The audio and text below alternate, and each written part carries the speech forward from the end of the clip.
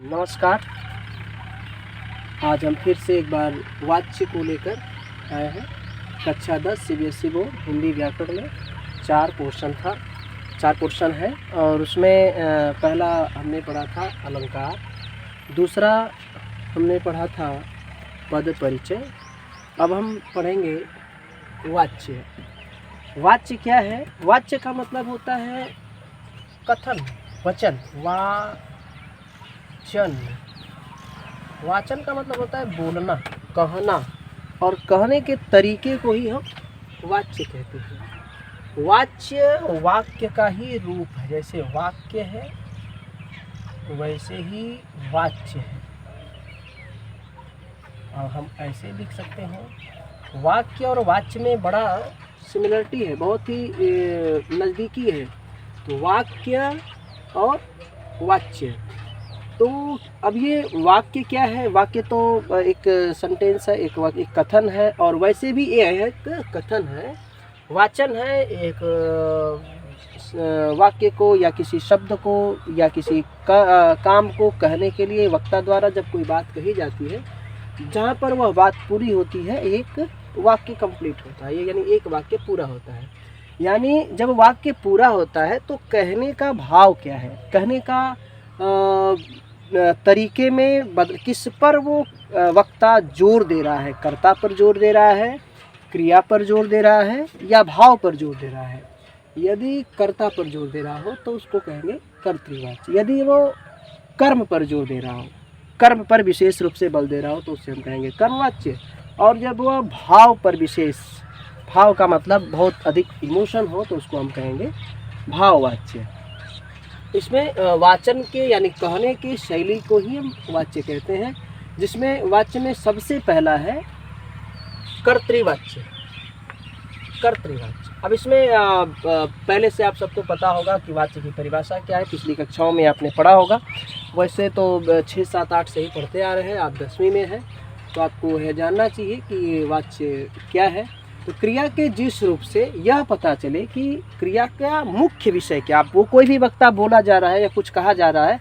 जैसे 2-4 लोग बैठे हों और कोई पूछता है कि आम किसने तोड़ा, तो जब वो बैठने जिसने तोड़ा हो यही बोल रहा हो कि जिसने तोड़ा है उसके लिए आप क्या करेंगे, उस यानी जो तोड़ा है वो ये ऐसे नहीं कह रहा है कि मैंने तोड़ा है या उसने तोड़ा, ये नहीं कह रहा। वो कह रहा है कि जिसने तोड़ा है उसके लिए आप क्या करेंगे। तो ये कर्ता का यानी कथन का भाव है, ये उसके लिए आप क्या करेंगे, जिसने भी तोड़ा है उसके लिए आप क्या सजा देने वाले हैं।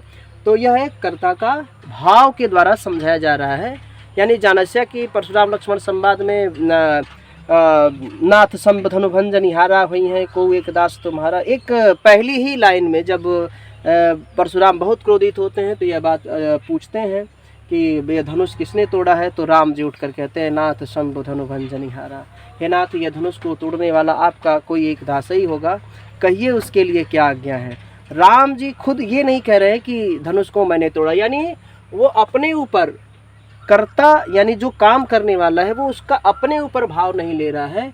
वो ये बता रहा है वो मैं नहीं हूँ, वो कोई और है, और उसके लिए मुझे बताइए मैं उसके लिए क्या करूँ। तो यह एक भाव है, भाव प्रधान है। आपने सुना होगा कि जो जस करे सो तस फल चाखा, तो कर्म प्रधान विश्व रचि राखा। जो कर्म है और कर्म का जो भाव है, एक समय था जो कर्ता द्वारा जो कुछ किया जाता था उसके ऊपर का प्रभाव पड़ता था, अब ये फिर कर्म के ऊपर प्रभाव पड़ने लगा। अब क्या है, धीरे धीरे ये भाव पे आ गया है किसी भी कर्ता का। जैसे कि अब बहुत अच्छे बुरे गाने जो गाए जा रहे हैं, लोग बहुत अच्छे से उस पर नाच रहे हैं, डांस रहे, तो उसमें गाने का जो भाव है, मुख्य रूप से भाव के ऊपर प्रभाव पड़ता है कि गाने का भाव क्या है। तो गाने का भाव ही व्यक्ति द्वारा प्रदर्शित किया जाता है। जैसे इसमें है कर्तृवाच्य। कर्तृवाच्य के अंतर्गत जब वाक्य का प्रभाव यानी कर्ता द्वारा संपादित किया जाता हो, और रमेश आम खाता है, तो रमेश आम खाता है और ये सारा खाने की क्रिया और आम से संबंध रमेश का है, यानी रमेश इसका मुख्य रूप से भोग करने वाला है आम का। तो ये पूरे क्रिया और कर्म का जो प्रभाव पड़ रहा है रमेश के ऊपर पड़ रहा है, इसलिए यहाँ पर कर्तृवाच्य के अंतर्गत आएगा।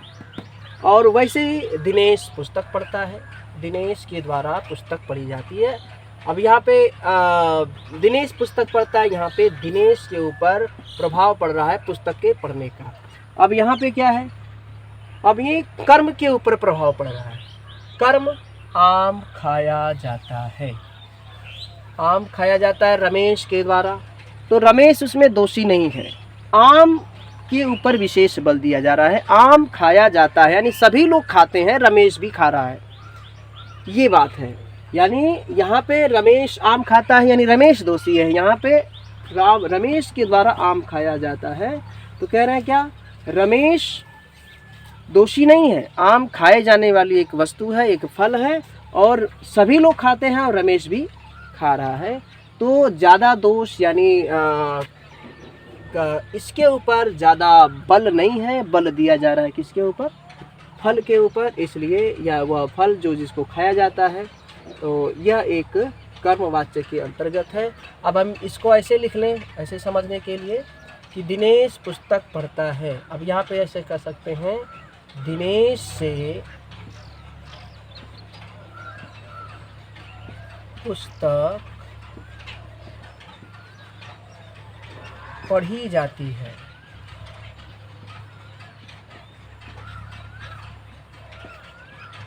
दिनेश से पुस्तक पढ़ी जाती है। अब तो यहाँ पे अब ये पुस्तक पढ़ी जाती है मतलब सभी लोग पढ़ते हैं, जितने भी लोग हैं सभी लोग पुस्तक पढ़ते हैं, यह कर्मवाच्य हो गया। अब किसी से, और दिनेश से भी पढ़ी जाती है, सभी लोग पढ़ते हैं, दिनेश भी पढ़ रहा है, तो यहाँ पे कर्मवाच्य यानी कर्म के ऊपर अधिक प्रभाव डाला जा रहा है, इसलिए यहाँ पर कर्म प्रधान है। अब ये तुलसीदास का दोहा आपने पढ़ा, कर्म प्रधान विश्व रति राखा, यानी जो जस करे सो तस फल चाखा, विश्व के सभी लोग जो है कर्म करते हैं और जो जैसा करता है वैसा फल चखता है। तो यहाँ पे कर्म का बात अब नहीं रह गया। अब एक ज़माना था कर्ता का भाव, जिसको करता था उसको मिलता था, अब ये कर्म जो किया जा रहा है उसको मिल रहा है। और एक ज़माना आएगा भाव के आधार पर, कोई किसी को कुछ भी बोल रहा है तो उसके भाव देखे जाते हैं। किसी को कोई गाली भी देता है तो उसके सबसे पहले भाव देखे जाते हैं। मित्र अगर मित्र को कुछ अपशब्द कहता है तो उसके पहले भाव देखे जाते हैं, और दुश्मन किसी को अगर बहुत अच्छी बात कहता है तो भी उसके भाव देखे जाते हैं।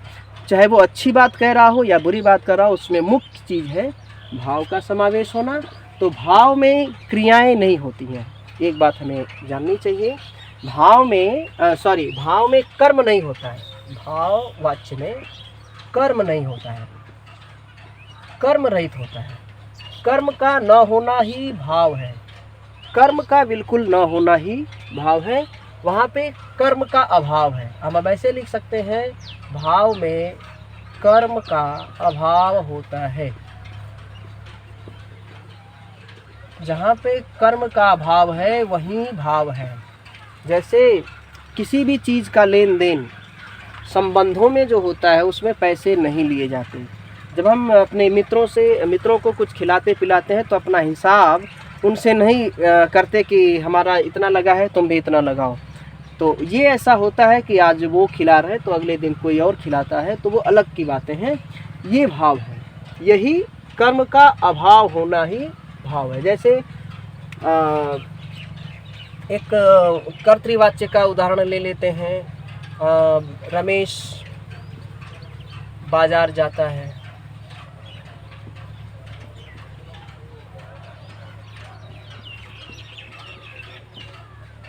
और एक और उदाहरण ले लेते हैं कर्तृवाच्य का, रमेश पढ़ता है। हाँ, हमेशा रमेश ही नहीं पढ़ेगा, बाकी लोग भी पढ़ेंगे। हाँ, रमेश पढ़ता है। अब रमेश पढ़ता है तो ये तो हो गया रमेश के ऊपर पढ़ने का प्रभाव है। अगर कह दे रमेश से पढ़ा जाता है, रमेश से पढ़ा जाता है। अब क्या है, इसमें तो क्रिया है नहीं, कर्म है नहीं, तो कर्मवाच्य तो होगा नहीं। जब कर्म नहीं है तो कर्मवाच्य नहीं होगा तो भाववाच्य है, तो सीधी सीधी बात है। तो यहाँ पे कर्म का अभाव हो और इसमें क्रिया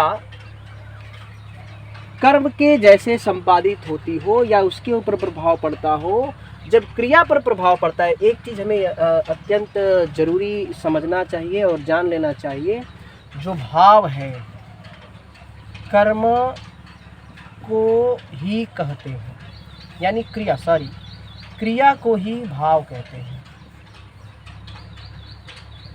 क्रिया, सभी क्रियाएं भाववाचक संज्ञाएं हैं, ऐसा कहा जा सकता है।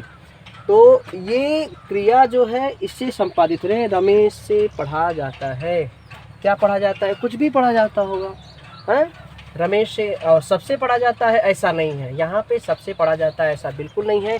पुस्तक पढ़ी जाती है, सबसे पढ़ी जाती है, पुस्तक पढ़ने वाली चीज़ है। आम खाया जाता है, सभी लोग खाते हैं, वो रमेश के द्वारा हो रहा है। सभी लोग खाते हैं, रमेश के द्वारा भी हो रहा है, इसलिए कर्मवाच्य है। यहाँ से पढ़ा जाता है, किससे? रमेश से। क्या पढ़ा जाता है? पता नहीं, रमेश से ही पढ़ा जाता है। ये बात केवल रमेश के ऊपर निर्भर हो रही है और ये क्रिया पर प्रभाव पड़ रहा है। मुख्य चीज़ सारा कुछ ये उस क्रिया पर पड़ रहा है, यानी भाव पर पड़ रहा है। इसलिए रमेश इसमें बिल्कुल भी दोषी नहीं है, बिल्कुल भी निर्दोष है, इसलिए यहाँ पर भाव है। तो अब तक तो हमको लग रहा है कि आप कर्तृवाच्य, कर्मवाच्य और भाववाच्य बहुत आसान भाषा में अच्छे से आप समझ गए होंगे। और लगभग अगर इसमें भी किसी को कोई कन्फ्यूजन हो, कोई चीज़ें न समझ में आई हो, तो अवश्य आप कमेंट आप अवश्य करें। उसमें ज़्यादा से ज़्यादा आप उसमें पूछेंगे तो उसमें अगला प्रश्न बनेगा। अगर कोई त्रुटियां होंगी तो उसको सुधार लिया जाएगा और अगले वीडियो में आपको हो सकता है कि उसी समय आपको उसके सेक्शन में ही उसी समय आपको उसका उत्तर दे दिया जाएगा।